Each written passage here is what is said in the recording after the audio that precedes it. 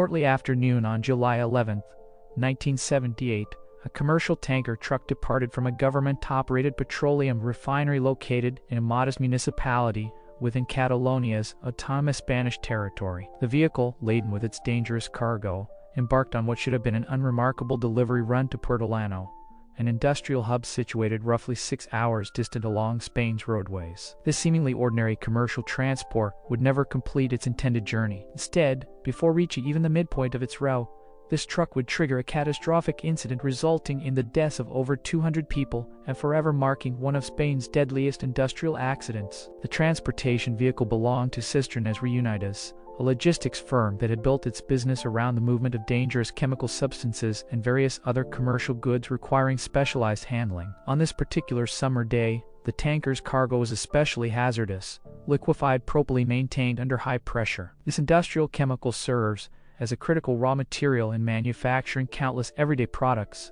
ranging from the photographic film used to capture memories to the plastic containers that preserve our food. Despite its widespread utility in modern manufacturing, propylene in its unprocessed state represents an extremely dangerous substance, highly volatile and extraordinarily flammable. The nature of propylene requires special handling protocols. Under normal atmospheric conditions, propylene exists as a gas, but industrial processes demand it be compressed and maintained as a liquid to facilitate both processing and transportation. This pressurization makes the substance more manageable, but also more dangerous if containment fails. The precise sequence of events that initiated the disaster remains clouded by conflicting eyewitness testimonies. The heavily laden tanker was navigating through the Alcana region along a relatively narrow secondary road when catastrophe struck. Various witnesses have provided contradictory accounts of the initial incident. Some observers reported seeing the massive truck veer unexpectedly off course before colliding with roadside obstacles, while others claim the vehicle developed a mechanical failure that caused a leak, forcing the driver to bring the truck to an emergency stop in an attempt to address the breach. Whether the truck crashed or simply stopped remains a point of historical uncertainty, but the outcome was tragically clear. The main compartment of the storage container suffered a critical structural failure. As propylene began escaping from the immobilized tanker, the pressurized liquid immediately underwent a phase change, transforming into its gaseous state upon contact with the atmosphere. This rapidly expanding gas formed itself into a thick, white vapor cloud that hung ominously in the air. Meteorological conditions that day proved unfortunate.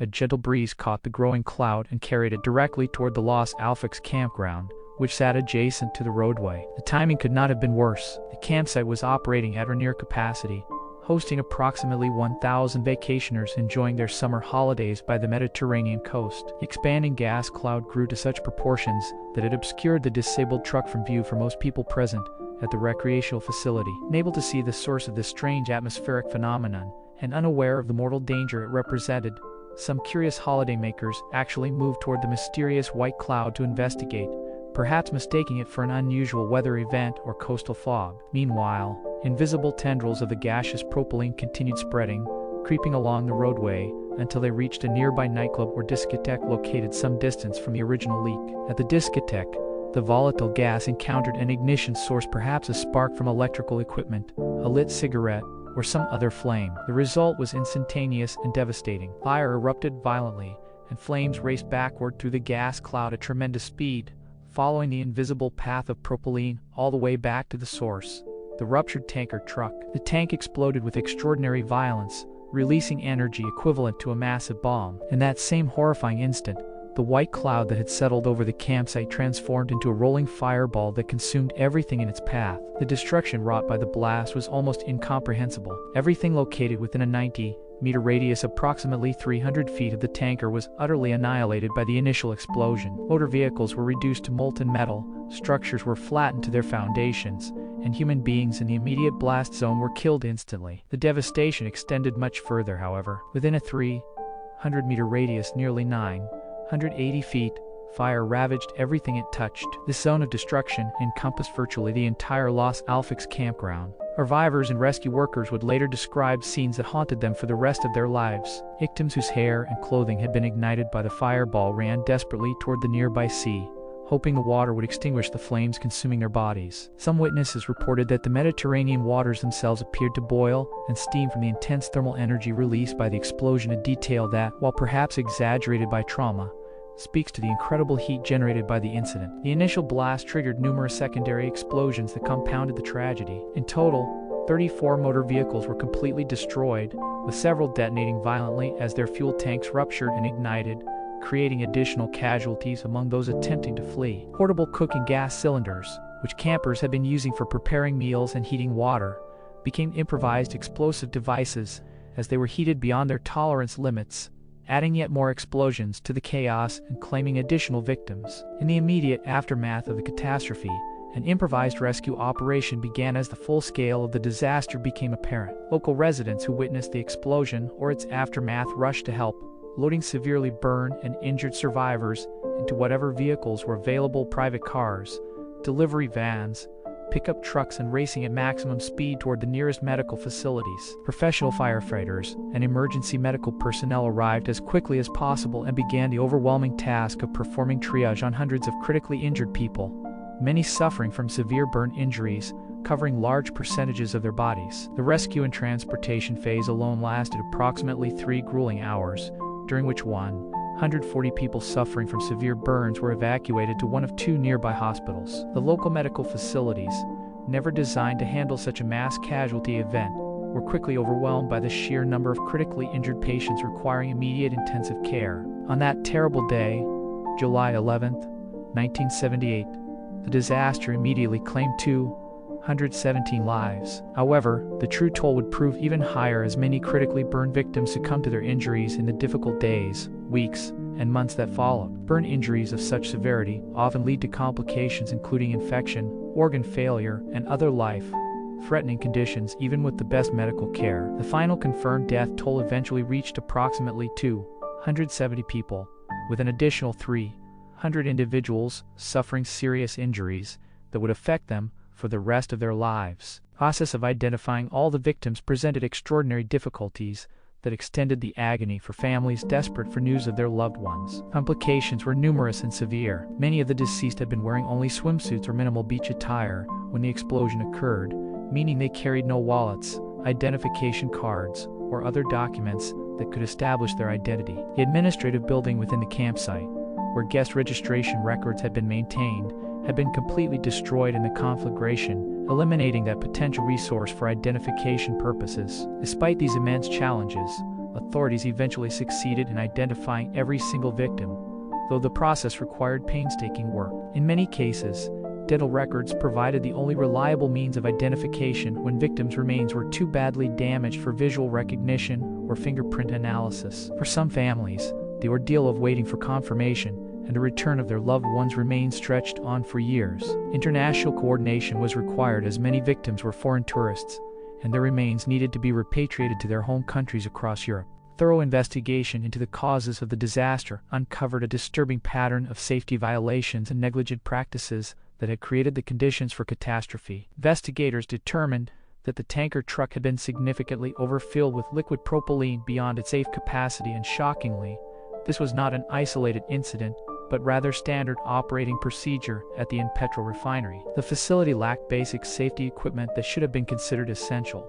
There was no measuring device or gauge system to accurately determine how much liquid had been loaded into tanker trucks, nor was there an automatic shut-off mechanism to prevent overfilling. Evidence showed that in the months leading up to the disaster, numerous tankers had departed the facility carrying dangerously excessive loads. The investigation also revealed that the specific tanker involved in the accident lacked emergency pressure relief valve safety equipment designed to vent excess pressure before it could cause a catastrophic rupture. Prior to recent regulatory changes, the absence of such valves would have legally prohibited the vehicle from transporting flammable materials at all. However, regulations had been relaxed shortly before the incident, and pressure relief valves were no longer legally mandated. This regulatory rollback would prove to have deadly consequences. Further examination of the tanker revealed additional problems that had compromised its structural integrity. The container had previously been used to transport corrosive chemical substances, and these corrosive materials had gradually eaten away at and significantly weakened the metal walls of the tank. The cumulative effect of overfilling,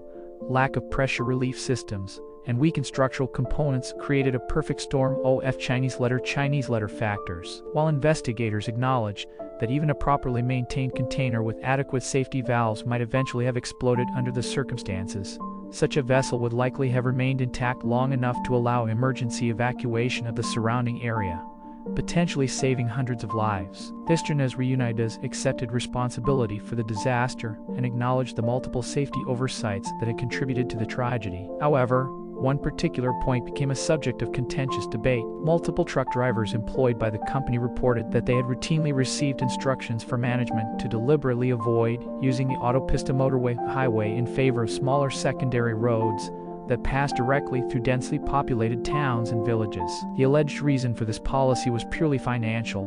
By using smaller roads, the company avoided having to reimburse drivers for motorway tolls, saving money on each trip. Cisternas Reunidas vehemently denied this allegation, insisting that route selection was entirely at the discretion of individual drivers and that the company had no policy directing them away from safer routes. Despite testimony from drivers, no official conclusion was ever reached regarding this specific allegation, leaving it as one of the unresolved controversies surrounding the disaster. The legal aftermath of the tragedy proved disappointing to many who sought meaningful accountability. 4 employees of Cisternas Reunidas were ultimately convicted and sentenced to prison terms for gross negligence in connection with the disaster. However, these sentences were remarkably lenient given the magnitude of the tragedy, relatively short terms that would hardly seem proportionate to 270 deaths. Moreover, even these modest sentences were not fully served. In all 4 cases, the prison terms were overturned or commuted within a single year, meaning no one involved served substantial time behind bars for their role in the disaster. Financial compensation totaling approximately 13 million euros, equivalent to roughly $15.8 million was paid out to victims and their families. While this sum settled all civil lawsuits against the company,